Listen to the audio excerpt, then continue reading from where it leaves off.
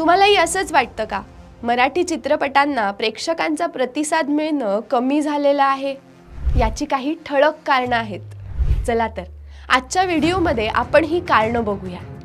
पूर्वी दुसऱ्या चित्रपटांसाठी अनुदान मिळत होते, पण तो नियम बदलून सुधारित नियमांप्रमाणे पहिल्या चित्रपटालाही अनुदान मिळू लागले. परिणाम अनुदान मिळणे म्हणून मराठी चित्रपटांचे पीक आले. 20 लाख 30 लाखांमध्ये बनणाऱ्या चित्रपटांमध्ये वाढ झाली. यामुळे झालं काय तर उदाहरणार्थ प्रेक्षक जेव्हा असा चित्रपट बघण्यासाठी जातात तेव्हा त्यांना असे वाटते की लोकांना परिचित नसलेले दिग्दर्शक निर्माते हे असं काहीतरी दर्जाहीन निर्मिती करत असतात. त्यामुळे एखाद्या नवाख्य निर्मात्या दिग्दर्शकांनी जरी शेकडो रुपये घालून चांगली निर्मिती मूल्य कळणारी कलाकृती बनवली असली तरी प्रेक्षक त्याच्याकडे पाठ फिरवतात.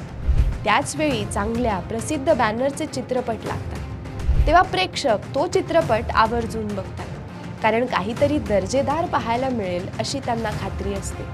पूर्वी जे अनुदान मिळत होतं दुसऱ्या चित्रपटांसाठी, त्यामुळे लोक निर्मिती क्षेत्रात उतरत होते.